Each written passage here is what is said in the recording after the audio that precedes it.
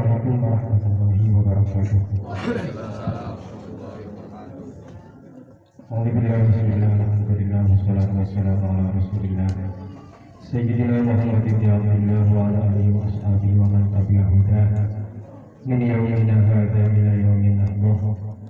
Allahumma shalli wa sallim wa barik wa tarham wa tahallan ala abdika wa rasulika Sayyidina Muhammadin wa ala alihi wa ashabihi ajma'in, amma ba'du. Qala ta'ala fi kitabihil karim, a'udzu billahi minasyaitonir rajim. Bismillahirrahmanirrahim. Qul bi fadlillahi wa bi rahmatihi fa bidzalika falyafrahu huwa khairun mimma yajma'un. Fa ya ayyuhal usikum wa nasibu taqwa faqad fazal muttaqun. Al-mukarramun, para kesepuhan, para tokoh di masyarakat, para aparat, khusus Bapak Jaro, Bapak RT, Ketua Pengajian, Pak Wajidan, Om Aman, Tuan Rumah, Bapak Ahmad Rohim, alhamdulillah Allah berikan putra yang keberapa ya? Kedua, alhamdulillah diberikan kemenangan yang bernama jabatan itu Razak Albert Ibrahim. Mudah-mudahan doakan semuanya menjadi anak yang soleh. Puji syukur kita panjatkan kehadirat Allah Subhanahu wa taala atas limpahan rahmatnya, hidayahnya, taufiknya pada kita semua, sehingga alhamdulillah malam hari ini kita kembali hadir di rumahnya Bapak Ahmad Rohim untuk melaksanakan acara kegiatan pengajian bulanan sekaligus tasyakuran potong rambut anaknya tadi. Salawat salam semoga tetap tercurahkan pada junjungan alam Nabi besar Muhammad sallallahu alaihi wasallam, keluarga, sahabat serta para pengikutnya hingga akhir zaman. Mudah-mudahan kita semua termasuk di dalamnya. Mudah-mudahan pembacaan maulid kita tadi, sholawat kita tadi, Allah sampaikan kepada kanjeng Nabi sehingga Nabi membalas sholawat kita. Allah berfirman, satu sholawat, Nabi bersabda, satu sholawat kepadaku akan aku balas 10. Mudah-mudahan sholawat kita berbalas, tidak bertepuk sebelah tangan. Sebab lamun bertepuk sebelah tangan mual harus. Para jamaah, ibu-ibu, bapak-bapak, para remaja yang saya banggakan, dan semuanya mudah-mudahan dirahmati Allah Subhanahu wa taala. Malam ini adalah, kalau nggak salah, malam tanggal 3 Maulid. Tanggal 1 itu hari Jumat. Jadi sekarang malam tanggal 3 ya. Sabtu, tanggal 2 Ahad itu malam Ahad, berarti malam tanggal 3 Maulid. Ini bulan yang penuh berkah, bulan di mana Allah melahirkan secara jasmani dan ruhaninya. Kalau ruhaninya sudah ada dari dulu, tapi jasmaninya mulai Allah turunkan, Allah ciptakan makhluk yang paling mulia.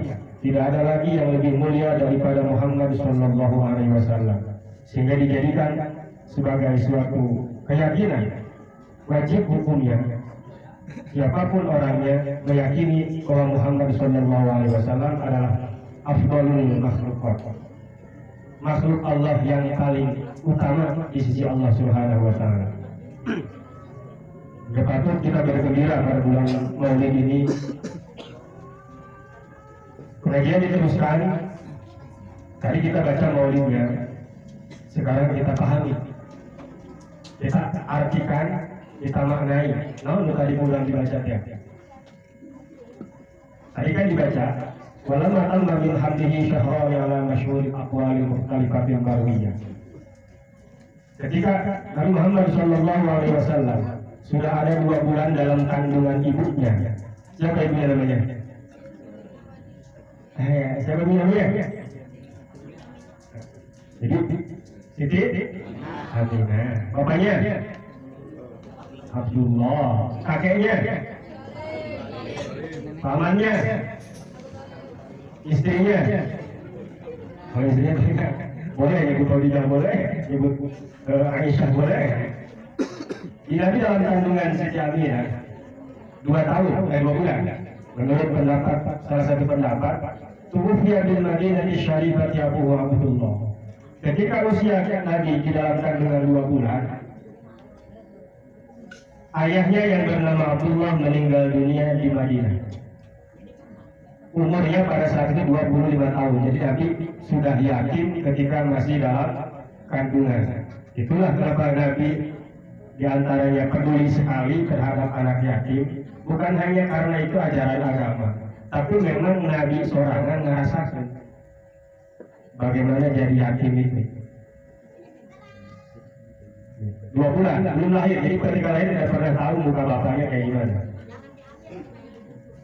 Hikmahnya Allah ciptakan Nabi itu terlahir dalam keadaan miskin.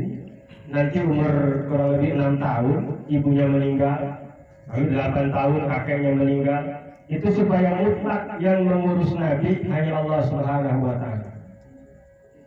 Karena manusia pasti akan terpengaruh sama bapaknya. Dia punya ibu akan terpengaruh sama ibunya. Dia punya kakek akan terpengaruh sama kakeknya. Dia punya guru akan terpengaruh sama gurunya. Dia punya teman akan terpengaruh sama temannya. Dekat najin saha pasti bakal kepengaruhan. Meskipun pengaruhnya baik atau buruk, tapi tetap manusia itu akan terpengaruhi oleh siapa dia dekatkan.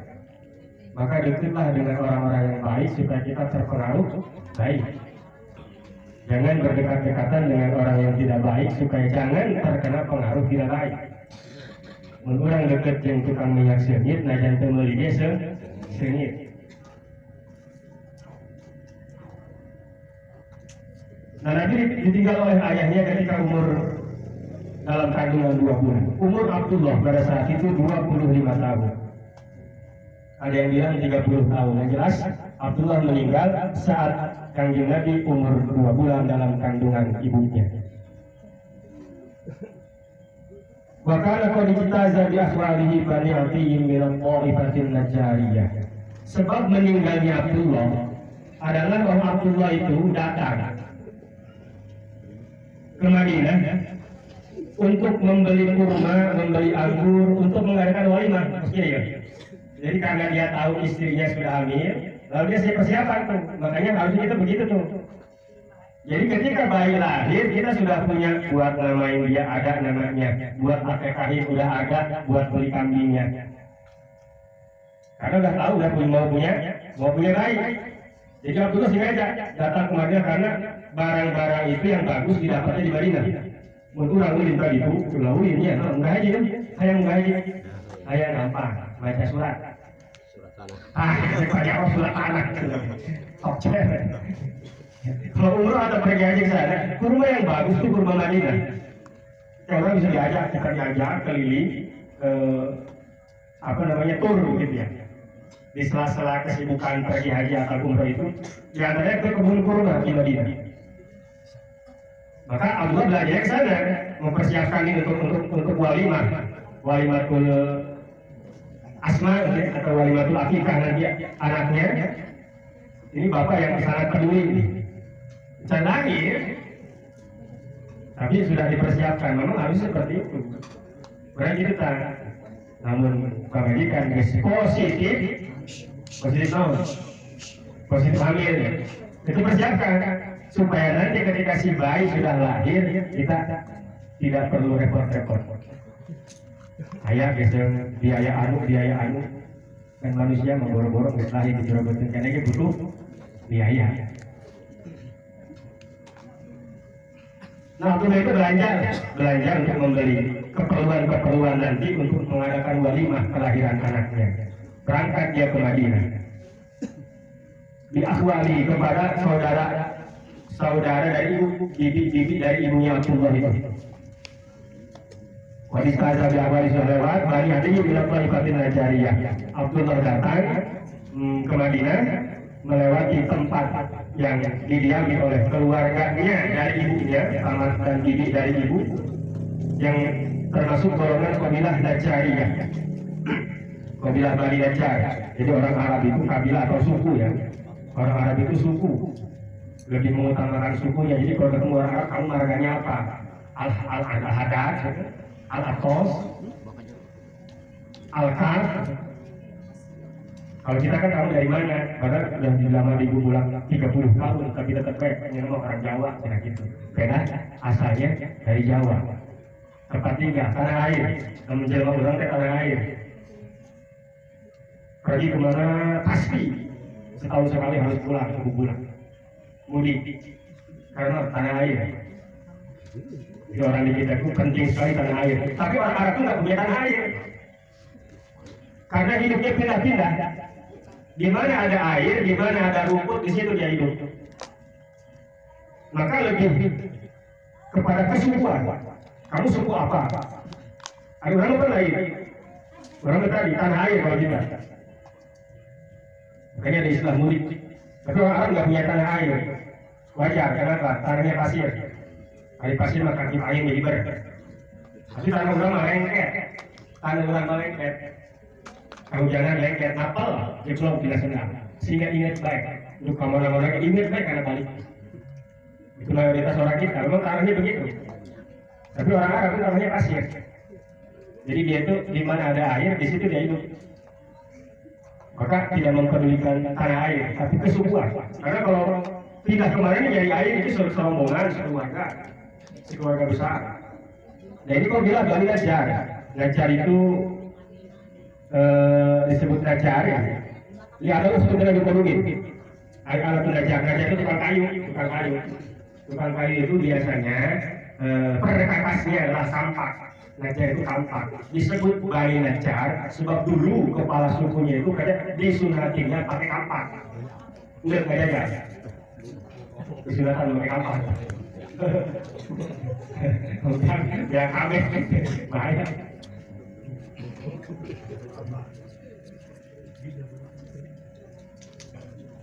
Golongan tadi insya Allah saling beriman sukumahu wa syafwa. Lalu Abdullah itu diam di situ, menetap di Madinah di rumah keluarga bibinya dari pihak ibu selama 1 bulan dalam keadaan sakit. Maklum UHP itu bisa ngabaran. Mekah Madinah itu dulu perjalanan unta itu 40 hari 40 malam naik unta.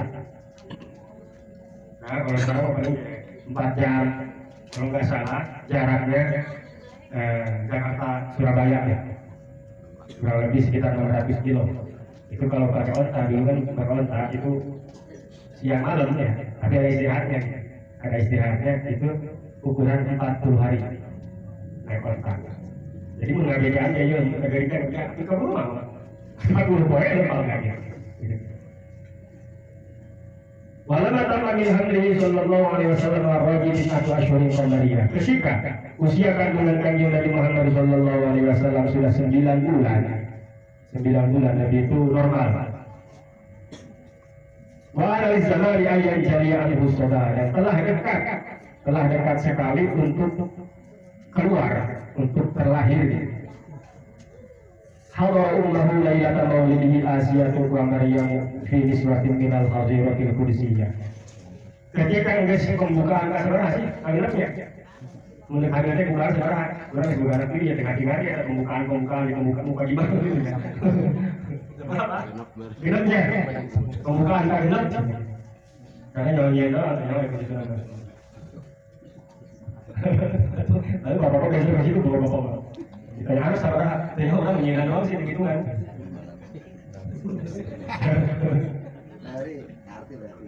Ada di kafir.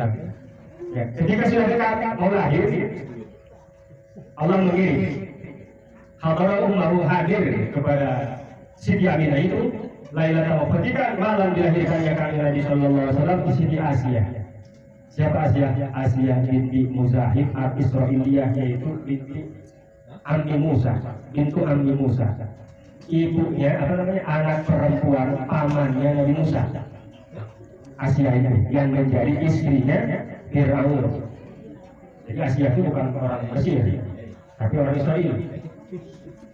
wajar ya kalau nanti Nabi Musa itu Allah selamatkan lalu diambil oleh Siti Asia dibawa ke kerajaan, ke istana, ya karena memang logikanya ya dulu iya gitu. Lalu diusahakan sedemikian rupa oleh Asia supaya ini baik jangan dibunuh oleh Firaun. Firaun lalu karena segala lelaki upamajikan letoy malah ikut kasih ulah ya mah dia mah ulah dinanautkeun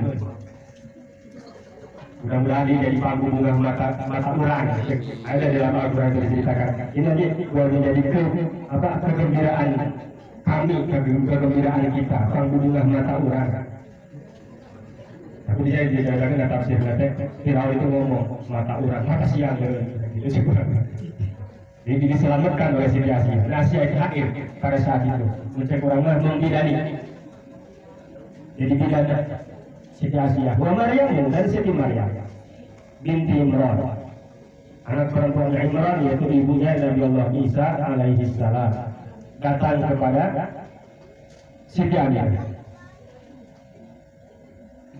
Maryam itu artinya amatullah.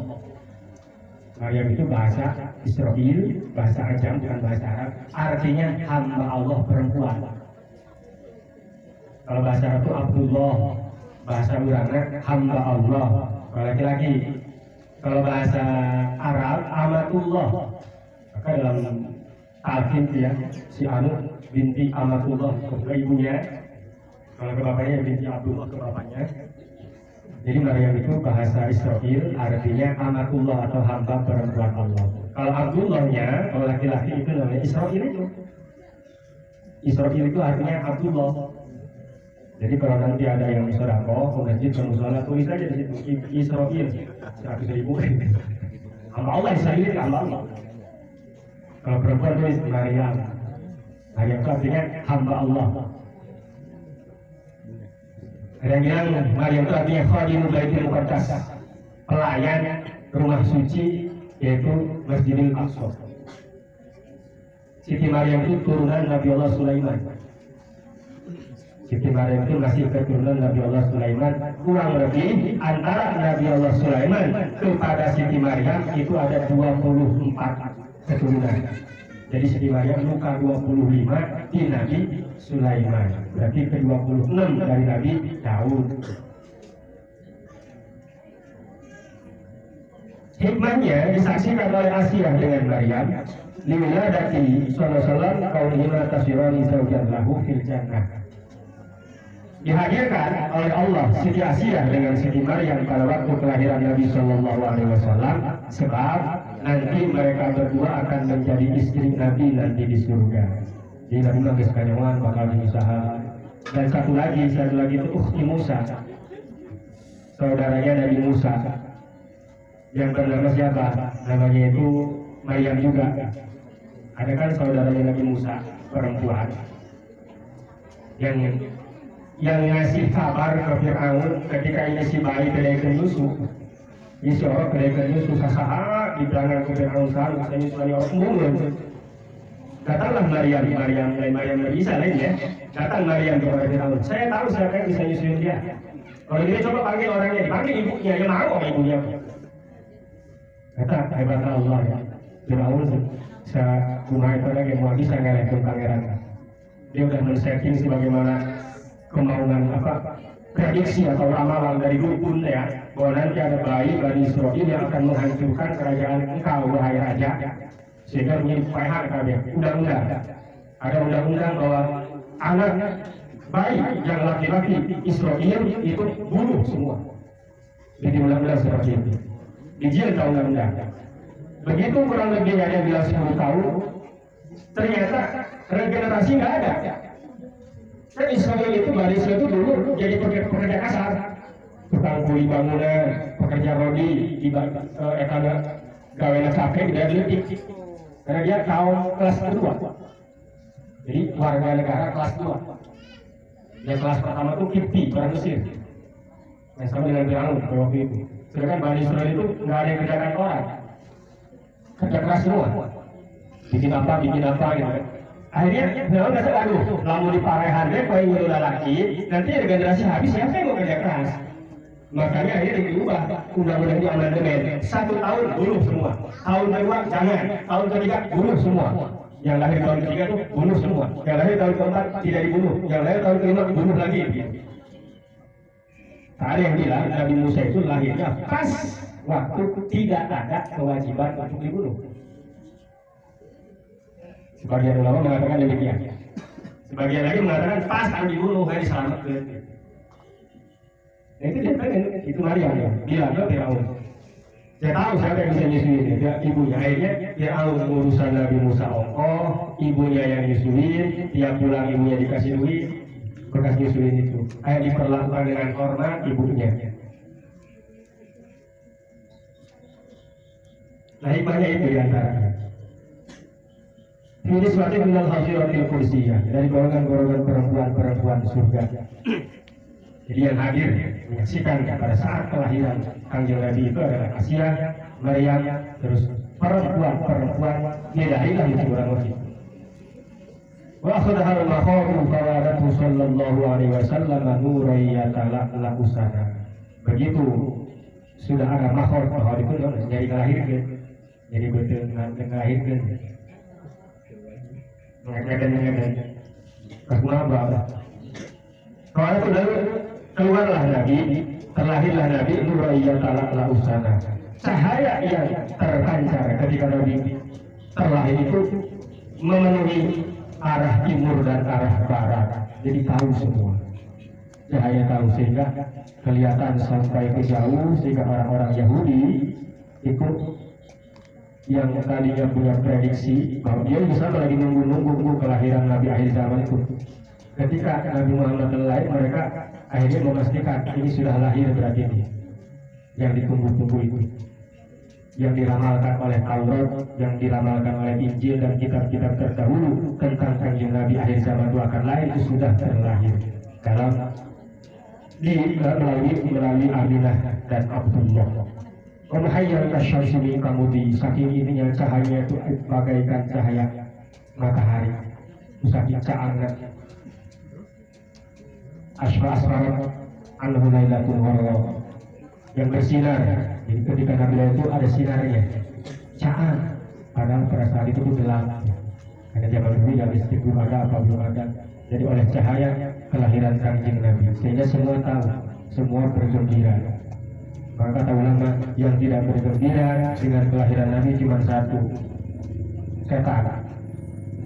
Jadi nunke bunga karena kelahiran Nabi, ya berarti temannya setan. Orang lahir anaknya ya tadi sama Ahmad Rahim lahir bunga kami Nabi. Ya padahal kan kita tetap mendoakan ini anak jadi anak soleh, tapi kenyataan nanti kan kita nggak tahu. Ya ini jawaban dari buku. Pas kurang dilahirkan ibu bapak orang. Nyelok jumlah biasa dilahirkan. Padahal orang kita cari buku dan buku bisa nyenangin dan nyenang. Bawa ngahali buku orang ya. Tapi kita